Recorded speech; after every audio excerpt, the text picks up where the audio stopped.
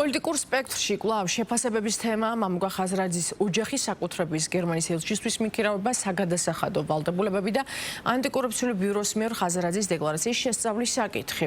შეგახსენებთ, რომ ანტიკორუფციული ბიურო ხაზრაძის დეკლარაციით მას შემდეგ დაინტერესდა, რაც ცნობილი გახდა, რომ ხაზრაძეს ქონებრივ დეკლარაციაში არ აქვს მითითებული ღალაშვილის 14 ნომერში მდებარე საცხოვრებელი ფართი, რომელშიც ამჟამად გერმანიის ელჩი პიტერ ფიშერი ცხოვრობს. ამ შემთხვევაში მოკვლევის შაგანს წარმოადგენს რამდენად კეთილსინდისიერად არის შევსებული ოპოზიციონერი პოლიტიკოსის ქონებრივი დეკლარაცია და ხომ არ იკვეთება პოლიტიკური კორუფციის რისკები.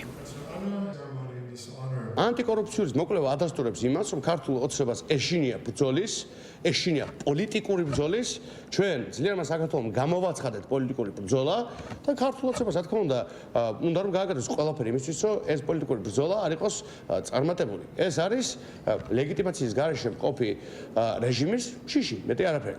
მეორე მხრივ ჩვენ ვხედავთ, რომ ქართულ ოცნებას ცდილობს ორი ჩიტი მოკლას. ერთი მხრივ თავს ესხვის გერმანიის ფედერაციული რესპუბლიკის ელჩს, მეორე მხრივ ქვეყნის შიდა ფრონტზე თავს ესხვის ძლიერ საქართველოს, რომელსაც ის აღიქვამს აშკარად მთავარ სამიზნედ. ოპოზიციაში მყოფი ადამიანები არ არიან ხელისუფლებაში. ანტიკორუფციული ბიურო რომ იყოს ნამდვილად ანტიკორუფციული ბიურო და არ იყვნენ ბიძინას მოღალატური ბანდის მონები და რუსეთის მეხუთე კოლონის მსახურები, მაშინ ისინი პირველ ყოვლისა თავის საქმით დაკავდებოდნენ და ვინც ხელისუფლებაშია, იმათ კრიმინალურ და კორუფციულ საქმეებს გამოიძიებდნენ, იმიტომ რომ კორუფციის დეფინიცია თუ იცით, რაც არის კორუფცია არის ხელისუფლებაში მყოფი ადამიანის მიერ თანამდებობის ბოროტად გამოყენება პირადი გამორჩენის და სარგებლის ან გარკვეული სიკეთის მიღების მიზნით. ამიტომ ჯერ კორუფცია და უბედურება საქართველოს ღალატი და საქართველოს ბიუჯეტისა და ეკონომიკის გაძარცვა მოიკითხონ საქართველოს მთავრობაში და არა ეძებონ ოპოზიციის რიგებში. რაჟდენ კუპრაშვილი არის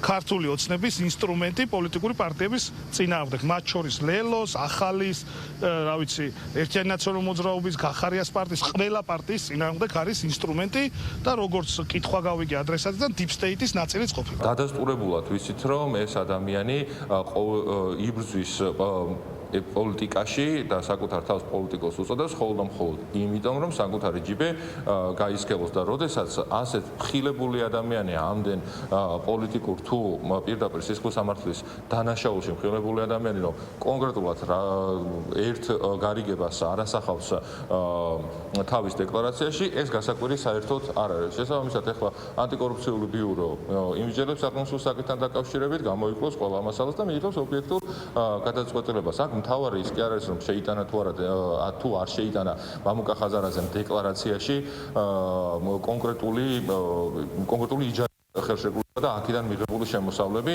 და გადაიხადა თუ არა თუნდაც გადასახადები, იმიტომ რომ ეს ადამიანი რომ საერთოდ საქართველოს კანონმდებლობას რომ არ ცნობს და რომ არ სცემს პატივს, ესეც არ ახალი არის.